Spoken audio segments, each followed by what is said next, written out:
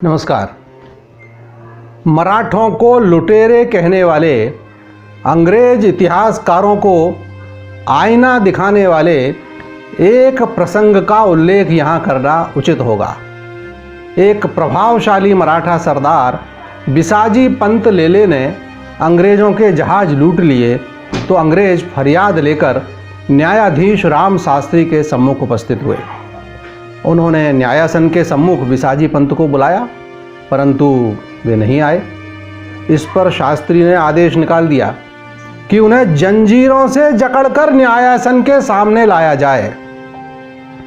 विवश लेले न्यायालय पहुंचे और पूरा मामला सुनकर न्यायाधीश राम शास्त्री ने बिसाजी पंत को क्षतिपूर्ति का आदेश दिया।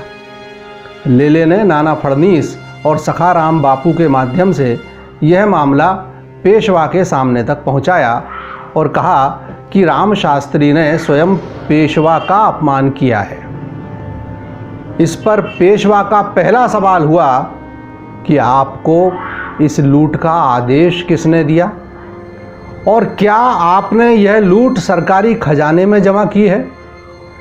जैसे ही लेले ने कहा नहीं, वैसे ही पेशवा की त्योरियां चढ़ गईं। गरज कर बोले, आप राज्य के सरदार हैं तो क्या बिना राज्य के आदेश के आप किसी को भी लूटकर अपना घर भर सकते हैं?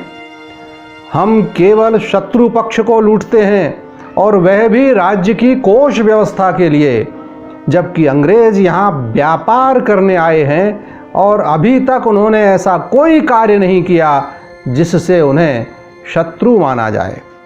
आपकी हिम्मत की दाद देनी पड़ेगी। इसके बाद भी आप न्यायाधीश की शिकायत लेकर आए हैं। शेर की तरह आए लेले भीगी बिल्ली बन गए, धीरे से मिमियाए, लेकिन उन्होंने आपका भी अपमान किया है श्रीमंत। पेशवा ने कहा, इसके विषय में न्यायाधीश से ही पूछा जाएगा।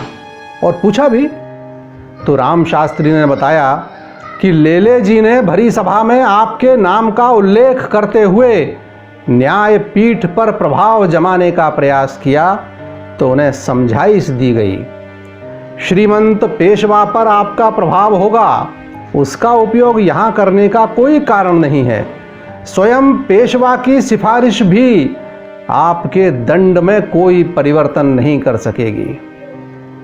परमानंद में डूबे गदगद माधवराव ने अपने गले से मोतियों की माला निकालकर राम शास्त्री की तरफ बढ़ाई और कहा, इसे ना मत कहना शास्त्री जी, यह कोई पुरस्कार नहीं है। आज के इस प्रसंग की स्मृति स्वरूप इसे सदा गले में पड़ी रहने दें।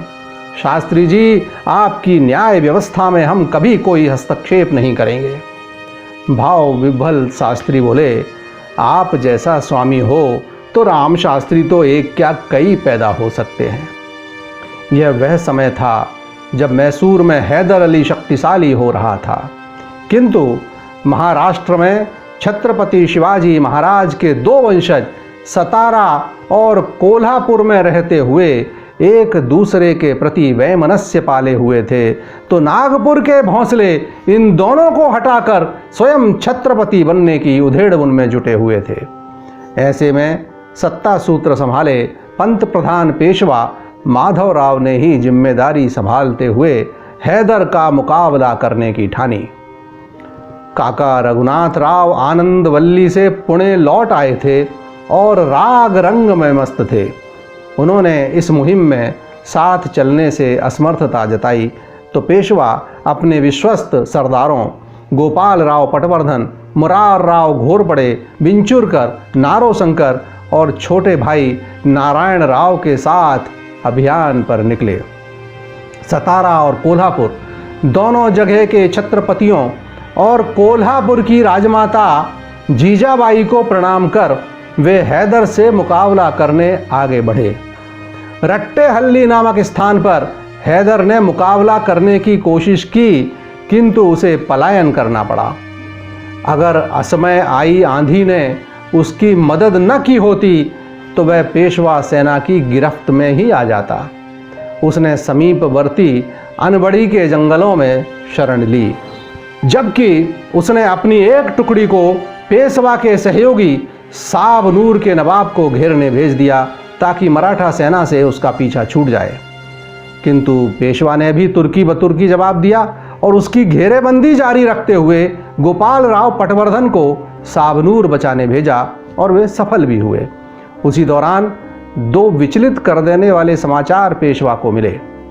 पुणे में रहते हुए काका रघुनाथ राव ने एक बार फिर सरदारों से मिलना जुलना और अपनी शक्ति बढ़ाना शुरू कर दिया था, तो उत्तर में एक शख्स ने स्वयं को सदाशिवराव भाऊ प्रचारित करना शुरू कर दिया था और वह दक्षिण की ओर सेना लेकर बढ़ रहा था।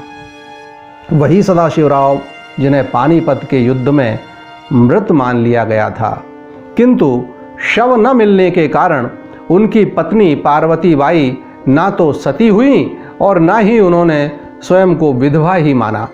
वे इंतजार कर रही थीं कि एक न एक दिन उनके पति भाऊ जरूर लौटेंगे।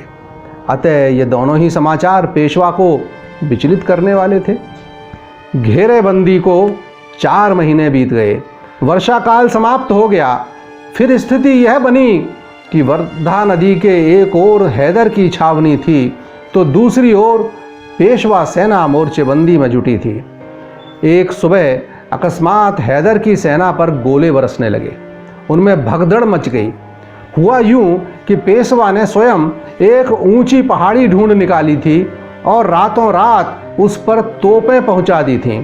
इस गोलाबारी में हैदर को बहुत नुकसान हुआ, लेकिन इसके बाद भी वह भाग निकलने में सफल हो गया। इसके बाद यह लुका छिपी चलती रही। हैदर को घेरने के प्रयत्न में पूरा 1 वर्ष बीत गया। रघुनाथ राव पीठ पीछे पुणे में कोई कूटनीति न चल दें, इस संभावना को खत्म करने हेतु पेशवा ने उन्हें आने के लिए संदेश भेजा। वे आए भी, लेकिन एक शर्त के साथ कि अभियान के सूत्र उनके हाथ में रहेंगे। उनकी बात मानी जाएगी। लेकिन एक बार फिर पुरानी कहानी दोहराई गई। रघुनाथ राव ने हैदर से समझौता कर लिया। विवश हैदर ने जीते हुए सारे क्षेत्र और 30 लाख रुपए दिए। लेकिन यह तो बिना रघुनाथ राव के भी हो सकता था। माधव राव 1 वर्ष से जिस हैदर को पकड़ने या पूरी तरह नष्ट करने का प्रयत्न कर रहे थे, उसे रघुनाथ राव ने एक प्रकार से जीवन दान दे दिया। पेशवा का मन दुखी हो गया। दोनों काका भतीजे में मतभेद फिर गहरा गए। मानसिक और शारीरिक संताप ने पेशवा को और ज़्यादा बीमार कर दिया। पुणे लौटने के बाद उन्होंने उस कथित सदाशिवराव भाऊ पर ध्यान केंद्रित किया और जल्द ही उसे पकड़ लिया गया। वह व्यक्ति सदाशिवराव भाऊ है या नहीं, इसका निर्णय करने को उसे नागरिकों के सामने खड़ा किया गया। इससे सदाशिवराव भाऊ की धर्मपत्नी अत्यंत व्याकुल हुई। भाऊ की बुआ अनसुईया बाई घोरपड़े ने उस व्यक्ति को बहुरूपिया बताया, तो माधवराव ने स्वयं जांच करने का निर्णय लिया। पार्वती के मंदिर प्रांगण में स्वयं को सदाशिवराव भाऊ बताने वाले शख्स आसन पर बैठाए गए और उनके सम्मुख गंगा जली रख दी गई। माधवराव धीर गंभीर स्वर में बोले, मुझे पक्का भरोसा है कि तुम बहुरूपीय हो। पुणे के किसी भी व्यक्ति ने तुम्हें नहीं पहचाना है, लेकिन इसके बाद भी मैं तुम्हें श्रद्धेय सदाशिवराव भाऊ के रूप में स्वीकार भी कर सकता हूँ। लेकिन क्या तुमने उस महिला का विचार किया जिसने पानीपत के युद्ध में पति के निधन का समाचार पाकर भी उस पर विश्वास नहीं किया? उस महिला ने आज भी अपने सौभाग्य अलंकार नहीं उतारे हैं। उस पतिव्रता साध्वी का क्या तू सामना कर पाएगा? क्षमा श्रीमंत क्षमा, मैं सदाशिवराव भाऊ नहीं हूं। मैं तो बुंदेलखंड के तनोल गांव का रहने वाला गरीब ब्राह्मण सुखलाल हूं, जिसे नरवर के सूबेदार और गणेश संभाजी ने मना करने के बाद भी भाऊ बना दिया।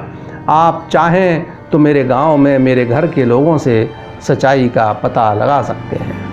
रोते हुए पैरों पर गिरे उस व्यक्ति ने गुहार लगाई। इस संकट से निपटकर पेशवा ने अन्य मुद्दों की तरफ ध्यान केंद्रित किया। वे जानते थे कि उन पर खतरा 3 तरफ से है, एक निजाम, दूसरे नागपुर के भोंसले और तीसरे उनके अपने काका रघुनाथ राव। उन्होंने राघोबा को तो उत्तर में एक अभियान पर भेज दिया और फिर निजाम से आत्मीय मैत्री संबंध स्थापित किए। 1 माह वे उसके साथ रहे और मित्रता की भेंट के रूप में कुछ भूभाग भी उसे दे दिया। अब वे एक प्रकार से निष्कंटक थे, क्योंकि बिना निजाम की मदद के ना तो भोंसले कुछ कर सकते थे और ना ही राघोबा। यह आंतरिक व्यूह रचना करने के बाद उन्होंने फिर से एक बार हैदर का रुख किया। निजाम भी इस बार उनके साथ थे। हैदर को लगातार पीछे हटना पड़ा और स्थिति यह बनी कि हैदर के पास केवल श्रीरंगपट्टन और बिदनूर रह गए। हैदर ने समझौते का प्रस्ताव भेजा। वर्षा काल फिर से नज़दीक था। उधर राघोबा भी पुणे पहुंच चुके थे और पेशवा का स्वास्थ्य भी बिगड़ता जा रहा था। अतः समझौता कर लिया गया। जीता हुआ सारा क्षेत्र मराठों का ही रहा और 33 लाख रुपया ऊपर से दंड के रूप में प्राप्त हुआ। निजाम को उसका हिस्सा देकर संतुष्ट कर लिया गया और पेशवा वापस पुणे पहुंचे। पुणे में काका रघुनाथ राव फिर से रूसे बैठे थे। उन्होंने अपना हिस्सा मांगते हुए राज्य के 2 भाग करने की मांग रख ली। हैरत से माधवराव ने पूछा, क्या यह राज्य अपना है? राज्य तो छत्रपति का है, हम लोग तो पेशवा हैं।